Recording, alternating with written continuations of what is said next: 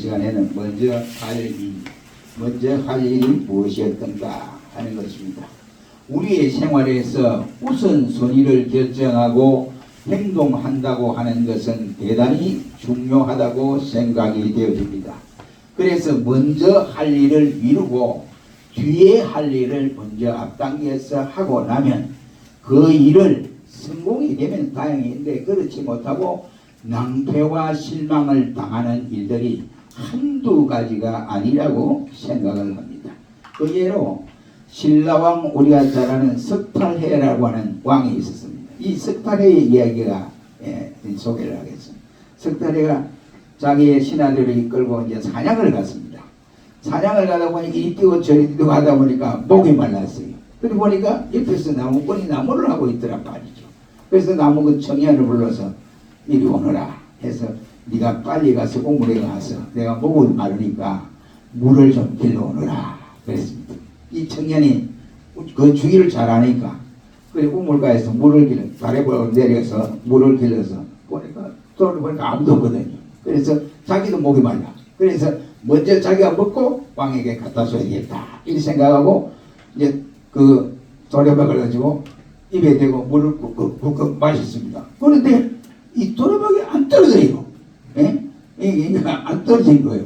그래가지고 한참 있는데 왕이 목이 마르니까 이 물 들어가자니 하몽차사야. 어떻게 됐나? 우물가 가보자. 갔어요. 가니까 도려박이 입에 딱 붙어가지고 안 떨어지고 그냥 드셔야 되는 거예요. 그래서 왕이 하는 말이 이놈아 왕이 명령을 했으면 왕에게 먼저 갖다 드리고 그 다음에 네가 목마르거든 네가 마셔야 되는데 어찌된 바에 네가 먼저 마셨느냐 그랬더니 책망을 하고 이제 젊은이도 하는 말이 왕이여 내가 잘못했습니다. 내가 목이 말랐어. 보니까 아무도 안 보였어. 그래서 얼른 마시고 왕에게 다시 물을 떠다 드리려고 했는데 이렇게 되었습니다 라고 했다고 합니다. 그러니까 입에 붙었던 이 도래밥이 여같이 떨어졌다 이라는 말이 있습니다. 오늘 본문에 보면 선민 이스라엘이 70년의 세월이 지나는 바벨론이 망하고 메대왕 다리오가 통치하는 그 시대에 이스라엘은 본국으로 돌아가도록 포고령을 왕을 통해서 내려지게 됩니다. 제1진으로 고국에 돌아간 사람들이 고국에 와보니까 너무나도 눈물겨운 장면들이 자기들 눈에 앞에 나타나게 되었습니다. 예루살렘 거리는 황폐해져 버렸고 성은 다 무너지고 없으며 그리고 또 성전은 불타버려서 성전이 남아있는 것이 돌 기둥만 시큼하게 끌려서 앙상하게 남아있는 것을 보니까 저들 백성들이 가슴 아프기가 거지없습니다. 근데 그 당시에 저들이 보니까 성전 공사를 먼저 실행하는 것이 하나님이 기뻐할 것인데 그렇지 않고 당장 와보니까 먹을 것도 없고 잘 집도 없습니다. 그래서 저들이 집을 짓고 그 다음에 이제 씨를 뿌려서 뭘 먹어야 될 거 아니에요. 그래서 농사를 지어서 이렇게 거두었습니다.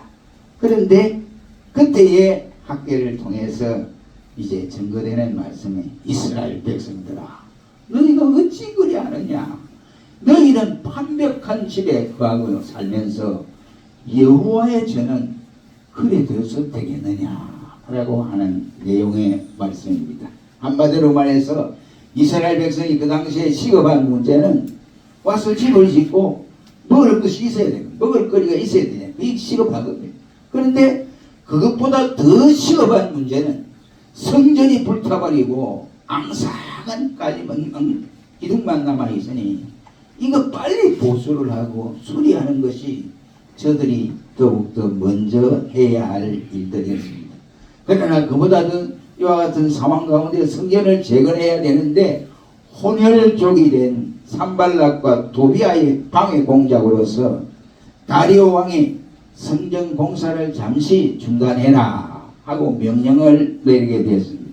이때에 유대인들은 1차로 돌아온 유대인들은 울고 싶을 때 누가 뺨을 한번 친다고 하는 것처럼 저기 성전 공사 뒷전인데 마침 다리오 왕이 성전 공사를 일단 중단해라 이런 말에 저도 얼마나 좋았어요. 아, 그래 우리 집을 짓고 우리가 먹을 것을 구매하고 이래 하면 되겠다라고 생각을 하게 되었습니다. 한마디로 말하면 성전 재건 운동은 시기상조였다 하는 것을 볼 수가 있습니다. 그래서 이때에 학계는 이스라엘 백성들에게 문제는 모든 일이 제대로 되어지지 아니한 정황을 말씀을 하면서 오늘 본문 11절을 우리 다 같이 한번 읽어보겠습니다. 11절 시작. 나 만군의 여호와가 말하노니. 자, 11절 11절 다 같이 한번 읽어봅니다. 시작. 내가 한비를 불러 이 땅에 산에 몽물에 새 포도주에 기름에 땅의 모든 손으로 수고하는 모든 일에 임하게 하였느니라. 이 말은 뭐냐면 너희가 씨를 뿌려도 거두어 드릴 것이 없고 먹어도 배가 안 부른 거예요. 이미 병이잖아요. 먹어도 배가 안 불러요.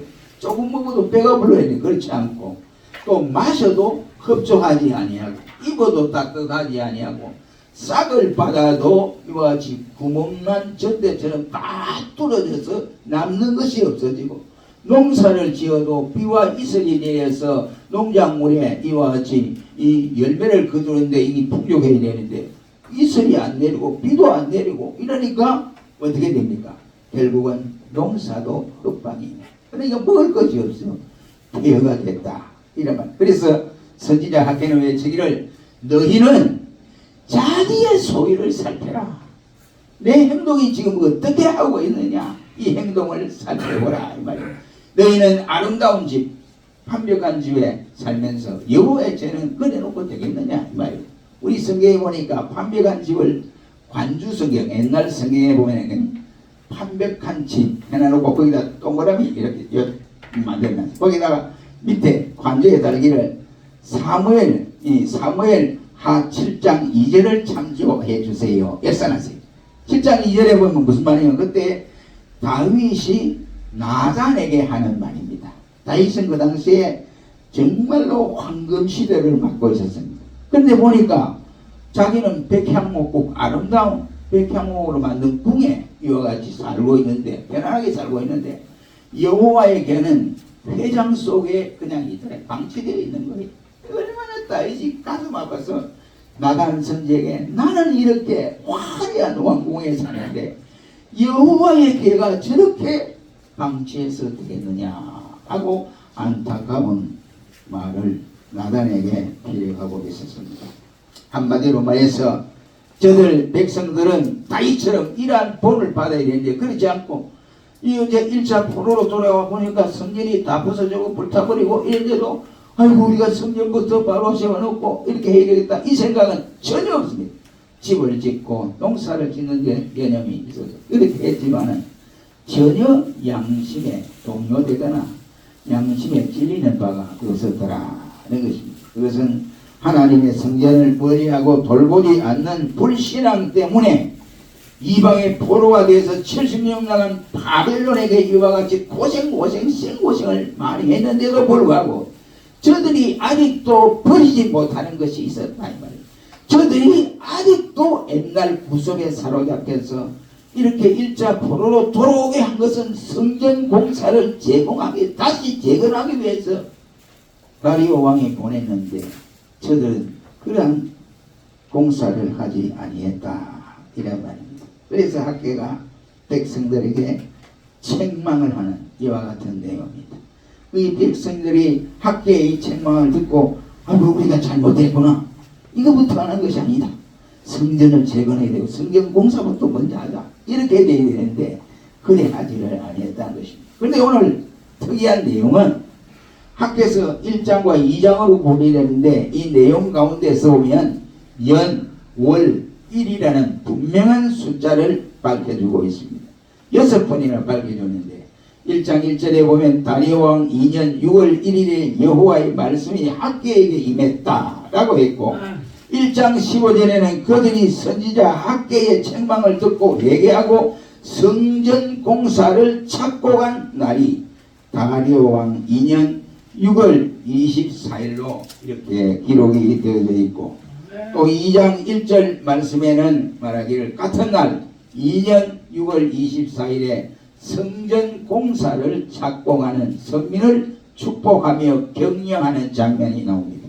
그리고 2장 10절 말씀에는 석 달에 걸쳐서 성전 공사를 완공한 다음에 하나님이 다리오 왕 그때가 2년 9월 24일에 성전 공사의 완공에 대해서 축복을 약속해 주었고, 그 다음에 2장 18절에는 같은 날짜인 9월 24일에 대하여 전에 재앙이 있었던 때와 성전을 수리하고 이와 같이 공사 완공한 그 이후에 아무런 죄가 저들에게 없다라고 하는 것을 말씀하면서, 역시 같은 날짜인 9월 24일 기점으로 앞으로는 더욱더 큰 축복과 영광이 있을 것이다 라고 말씀을 하고 있습니다. 왜 이처럼 거듭거듭 시일을 강조하면서 정확하게 몇 년, 몇 월, 며칠을 이와 같이 말씀을 하시는가? 이 말은 이것이 곧 저들에게 명한 역사적인 사건의 기록임을 알려주는 내용이기도 한 것입니다. 오늘 본문을 통해서 우리는 현재 포로에서 돌아오는 이스라엘 백성의 이와 같은 입장과 같은 우리가 아닌가 생각이 되어집니다. 우리 역시도 이러한 어려운 시대에 우리가 무엇을 먼저 해야 되느냐, 우리가 먼저 해야 할 일을 깨달아야 한다, 그 말이에요. 오늘 이 시대는 철저하게 자기밖에 모르는 시대예요. 그래서 자기 이기주의가 팽배해진 시대다라고 할 수 있습니다. 이러한 시대에 우리 신자들은 정신을 차리고 하나님으로부터 내가 먼저 해야 할 것이 무엇인가를 바로 알아야 한다, 이런 말이에요. 그래서 이 시간 본문을 통해서 세 가지를 통해서 은혜를 받기를 원합니다. 첫째는 육신보다 영혼이 더 먼저가 되어야 된다, 이런 말이에요. 인간의 이 인격의 요소는 두 가지로 나타납니다. 영혼과 육신으로 나타날 수 있습니다. 육신 없는 영혼이 있을 수가 없고, 또 영혼이 없는 육신이 또한 있을 수가 없습니다. 영혼이 떠나버렸다, 그건 송장이야, 송장. 이 송장은 아무런 필요가 없어요. 그냥 고향으로 돌아가는 수밖에, 이게 흙으로 돌아가는 수밖에 없습니다. 영혼이 떠난 사람의 시체를 일러서 철도국에서는 군인들도 그렇게 생각합니다. 1종이 옷 입는 거, 2종이 이제 쌀 먹는 거, 3종, 4종, 이거부터 이쪽 나가 6종까지. 6종이 뭐냐? 시체를 일러서 6종이라고 그래요. 철도국에서도 사람 시체를 6종으로 이렇게 분류를 하고 있습니다. 육신과 영혼 중에 어느 것이 더 중요한가? 말할 것도 없이 우리는 영혼이 더 중요하다는 사실을 알아야 한다. 그런데 오늘의 현실은 그렇지 않음을 볼 수 있습니다. 영혼의 존재를 부인하는 공산주의 유물론 자들은 말할 것도 없지만 믿는다고 하는 우리 예수쟁이까지도 보면 영혼이 이렇게 중요한가, 이것을 생각하지 않고 그냥 넘어가는 경우들이 허다한 것을 볼 수가 있습니다. 자기의 영혼을 잘 관리하지 못함으로써 영적 상태가 불쌍하다 못해 완전히 비참한 형편에 놓여 있는데도 불구하고 그것을 알지 못하고 있는 신자들이 없지 않아 있다는 것입니다. 육신의 양식은 함께 밥을 굶으면 배가 고파서 철철 매면서 어떻게 식사를 해야 되겠다고 하고 이걸 바둥바둥 하면서 영혼을 굶겨주어서 빈사 상태에 놓여 있는 사람들이 많은데도 내 영혼이 갈망하고 있다고 하는 사실을 깨닫지 못하는 안타까움이 있습니다. 육신이 밥을 먹으면 밥을 자기 안 물으면 굶으면 굶을수록 배가 고프니까 그 밥을 먹으려고 여러 가지 방법과 수단을 가리지 않고 간절하게 찾는데, 그러나 영혼은 굶어도 배고픈 줄을 모르고 시장길을 모르고 느끼지 못하고 있으니 생명의 양식을 갈망하지도 않습니다. 그에 비해서 시편 42편 1절로 2절 말씀에는 말하기를 사슴이 시냇물을 찾기에 갈급한 같이 내 영혼이 주를 찾기에 갈급하나이다 라고 말씀을 하고 있습니다. 우리 신자는 내 영혼의 갈급함을 느낄 줄 알아야 돼요. 영혼의 갈급함을 느끼지 못하고 육신의 이 부족한 것, 장점이나 아니면 단점을 찾아서 거기에 신경을 쓰면 옳은 신앙생활을 하는 것이 아니다. 그래서 결국은 어떻게 됩니까? 힘이 빠져도 그대로 힘이 빠진 대로 살아갑니다. 영적으로 사는 송장이 되어서 신자인지 불신자인지 구분할 수 없는 상태에 이르게 되는 모습을 볼 수가 있습니다. 그리고 육신이 병들면 걱정이 태산이죠. 어떻게 하면 고칠까? 어느 병원이 유명한 의사가 있느냐? 그 병원을 찾아다닙니다. 그러나 영혼의 병에 대해서는 불감증 환자인 양 병이 들었는지 안 들었는지 모를 정도로 무관심하게 살아갑니다. 요한 3서 2절 말씀에는 사랑하는 자여 내 영혼이 잘된 같이 범사에 잘되고 내가 강건하기를 내가 간구한다 라고 말씀을 하고 있습니다. 집안 주인이 건강해야 집을 수리하고 또 자꾸 관리할 수 있습니다. 그래서 좋은 상태를 유지할 수 있는 것처럼 우리 속 사람은 다시 말하면 영혼이 강건해야 육신도 강건합니다. 육신이 강건하고 영혼이 강건한 거거든요. 그러니 영혼이 잘 돼야 육신이 잘 된다 이 말이에요. 그럼 우리는 예사에 어려운 시대에 내 육신주의보다도 영혼을 가장 귀하게 먼저 생각하고 영혼에 대한 모든 일들을 잘 감당하는 모든 성도들이 되시기를 주의 이름으로 축원합니다. 두 번째는 현재보다 내세가 먼저 되어야 됩니다. 보이는 세계는 보이지 않는 세계보다 더 중요한 사실입니다. 히브리서 11장 1절의 말씀은 믿음은 바라는 것들이 실상이요 보지 못하는 것들의 전율이니 이로써 증거를 얻었다 라고 하면서 아브라함으로부터 노아 시대에 이래 쭉 나타나면서 믿음의 사람들에 대해서 말씀을 하고 있습니다. 이삭과 야곱은 보이지 않는 이 장막에 거하면서도 보이지 않는 세계를 바라보며 더 즐거워했다고 히브리서는 말씀을 하고 있습니다. 여러분 광야에서 장막 세워나는 게 보통 어려운 일이 아니죠. 그게 자기들의 안식처예요. 그런데 이삭과 야곱은 그 장막에 거하는 것들 아니라 보이지 아니하는 세계를 더 중요하게 생각했다 이 말은 저들의 육신의 안일함의 생각보다는 영혼을 더 깊이 생각했다. 현재보다 미래의 내세를 더 생각하고 살았다 이런 말이에요. 그러므로 우리가 유물론자들은 보이지 않는 물질 세계만 이와 같이 보려고 예를 씁니다. 보이지 않는 세계는 인정하지는 않습니다. 그들이 주장하는 하나님이 없다. 또 우리 시편에 말하기를 하나님이 없다고 합니다 하고 안타까워서 호소하는 것처럼 무신론도 하나님이 보이지 않기 때문에 하나님이 없다. 우리 역사적으로 잘 알고 있지 않습니까? 러시아 우주왕복선 처음 제일 1호로 발사한 가가멜이 이제 달나라에가 발을 딱 디뎌봤어요. 그러니까 미국을 비롯하여 서방 세계가 전부 다 하나님 계신다고 찬양을 하고 온갖 궁상을 떨어졌더니 내가 달나라로 가보니까 하나님 아무것도 없네. 안 보이네. 이랬습니다. 전 세계가 지금 텔레비를 보고 있는 상황인데 그걸 장면을 보고 있어요. 하나님이 없어. 이런 거예요.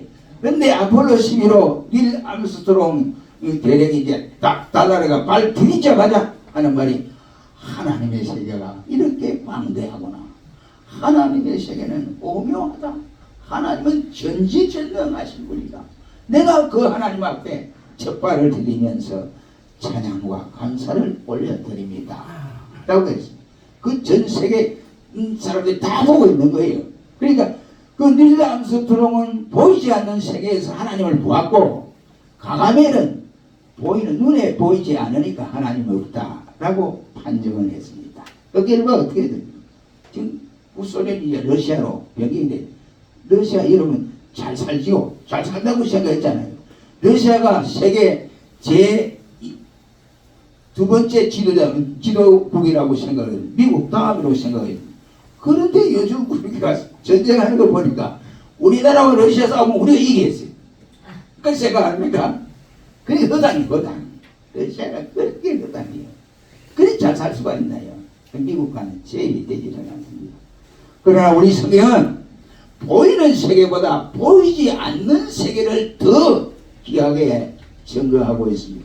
고린도후서 4장 18절 말씀에는 우리의 돌아보는 것은 보이는 것이 아니요 보이지 않는 것이니 보이는 것은 잠깐이요 보이지 않는 것은 영원함이라고 말씀을 했고, 로마서 8장 24절로 25절 말씀에는 우리가 소망으로 구원을 얻었으니 보이는 소망이 아니요 보이는 것을 누가 바라리요. 만일 우리가 보지 못하는 것을 바라면 처음으로 기다릴지니라 했습니다. 우리 성도들은 내일에 사는 자라고 할 수 있습니다. 오늘보다 내일이, 현재보다는 장래가, 보이는 것보다 보이지 않는 것을 바라보고 소망 중에 사는 사람이 우리 모든 성도들이라고 말을 할 수가 있습니다. 사도 바울이 이러한 삶을 살았습니다. 그의 생애에 보면 엄청난 고난을 겪었지 않습니까? 로마서에 보면 칼로 이어가지고 위협을 당하고, 광으로 위협을 당하고, 동족에 위협을 당하고, 돌에 맞는 위협을 당하고, 복음을 전하다 이런 겁니다. 그런데 그 가운데도 바울이 믿음과 충성과 인내와 원동력이 된 것은 보이는 어떤 세계를 보고 위안을 받는 것이 아니고 보이지 아니하는 것을 바라고 소망 가운데 있었기 때문에 어려움에도 승리로 이끌어갈 수 있었습니다. 로마서 8장 18절은 생각건대 현재의 고난은 장차 우리에게 나타날 영광과 비교할 수 없다라고 고백을 하기도 했습니다. 바로 이것이 말할 수 없는 환난과 핍박과 고난과 역경을 견디고 최고의 생명까지 바치는 충성의 근본이 아닌가 생각합니다. 고린도전서 15장 19절 말씀에는 부활에 대한 것을 바울이 증명을 하면서 만일 그리스도 안에서 우리의 바라는 것이 이생뿐이라고 한다면 모든 사람 가운데 우리 그리스도인은 더욱 불쌍한 사람이다 라고 말씀을 하고 있습니다. 왜 불쌍합니까? 세상살이를 올 때 시간도 뺏기고 물질도 뺏기고 여러 가지 뺏긴 거예요. 예수 믿는다고. 그러니까 세상 사람들이 볼 때는 우리보다 불쌍하다 했지만은 실제 여러분이 불쌍한 자로 살아갑니까? 아니지요. 소망 중에 즐거워하며 살아가지 않습니까? 그러니 우리가 현재보다는 내세가 더 중요한 줄 생각하고 현재 생각보다는 내세의 아름다운 생각을 가지시기를 주의 이름으로 축원합니다. 세 번째는 나의 일보다 주님의 일이 먼저가 되어야 됩니다. 마태복음 6장 33절에 예수님께서는 너희는 그의 나라와 의를 구하라 그리하면 이 모든 것을 너희에게 더하여 주시리라고 말씀을 했습니다. 그의 나라, 그의 의는 무엇을 말합니까? 그 나라는 천국을 의미합니다. 이 천국은 우리가 볼 때 세 가지 천국을 말씀하고 있는데 장차 우리가 영원히 살게 될 무궁한 안식 세계에는 영원한 천국을 말씀을 하고 또 이 땅에 교회를 일러서 천국으로 묘사를 합니다.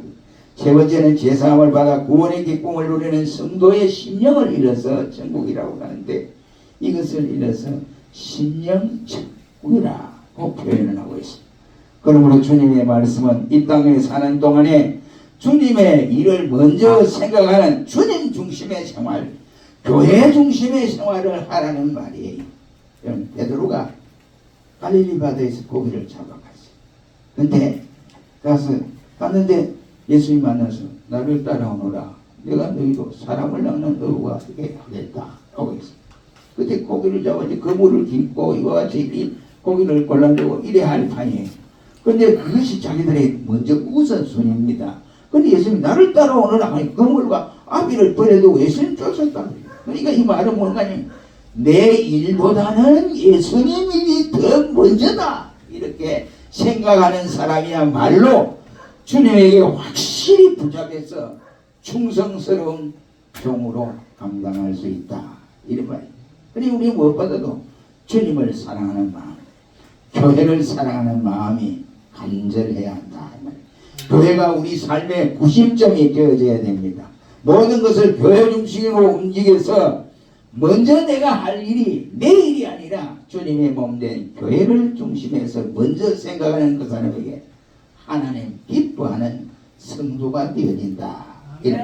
그러므로 우리는 매사에 육신보다는 영혼을 더 중요히 생각하고 먼저 생각하고 현세보다는 내세를 더 먼저 생각하고 내일보다는 주님의 일을 먼저 생각하는 성도가 되어 늘 순간순간마다 주님이 나를 통해서 기뻐 영광을 받는 이러한 복된 사람이 되시기를 주의 이름으로 축원합니다. 기도하겠습니다.